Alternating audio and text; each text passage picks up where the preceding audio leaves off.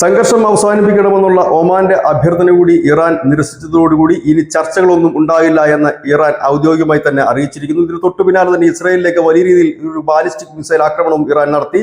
അതിൽ ഇസ്രായേലിൽ പല ഭാഗത്തും സാരമായ കേടുപാടുകൾ, നാശനഷ്ടങ്ങൾ സംഭവിച്ചിട്ടുണ്ട് എന്നുള്ളതാണ് പുറത്തു വരുന്ന വിവരം. ഇതിന് തൊട്ടു പിന്നാലെ ഇസ്രായേലിൽ ഒരു തിരിച്ചടി ഉണ്ടായി. ലോകത്തിലെ തന്നെ ഏറ്റവും വലിയ എണ്ണപ്പാടങ്ങളിൽ ഒന്നായ പാർസ് റിഫൈനറി ബുർഷഹർ പ്രവിശ്യയിൽ സ്ഥിതി ചെയ്യുന്ന ഈ റിഫൈനറിക്കാണ് ഇപ്പോൾ വലിയ രീതിയിൽ ആക്രമണം ഇസ്രായേൽ നടത്തിയിരിക്കുന്നത്. നമുക്കറിയാം, എണ്ണപ്പാടങ്ങൾ എന്ന് പറഞ്ഞാൽ ഇറാനെയൊക്കെ സംബന്ധിച്ച് അവരുടെ സാമ്പത്തിക സ്രോതസ്സിന്റെ ഒരു നട്ടെല്ലുകൂടിയാണ്.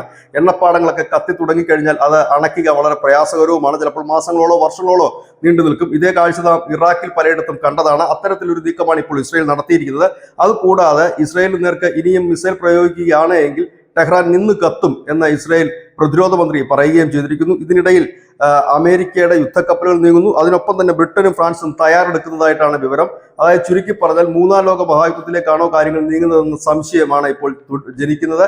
ഇസ്രായേലും അമേരിക്കയും ബ്രിട്ടനും ഫ്രാൻസും അടക്കം നിലവിൽ ഇവരുടെയൊക്കെ വിമാനവാഹിനി കപ്പലുകളടക്കം കടലിൽ നങ്കൂരമിട്ടിട്ടുണ്ട്. അവ യുദ്ധസമാനമായ സാഹചര്യത്തിലേക്ക് നീങ്ങുന്നു എന്നുള്ളതാണ് പുറത്തു വരുന്ന വിവരം. ഒപ്പം തന്നെ മറ്റു ചില രാജ്യങ്ങൾ ഈ ഇറാന് പിന്തുണയുമായി കൂടി രംഗത്തെത്തിയിട്ടുണ്ട്. അങ്ങനെയെങ്കിലും ഇതൊരു മൂന്നാം ലോക മഹായുദ്ധത്തിലേക്ക് പോകാനുള്ള സാധ്യതകൾ തള്ളിക്കളയാനാവില്ല.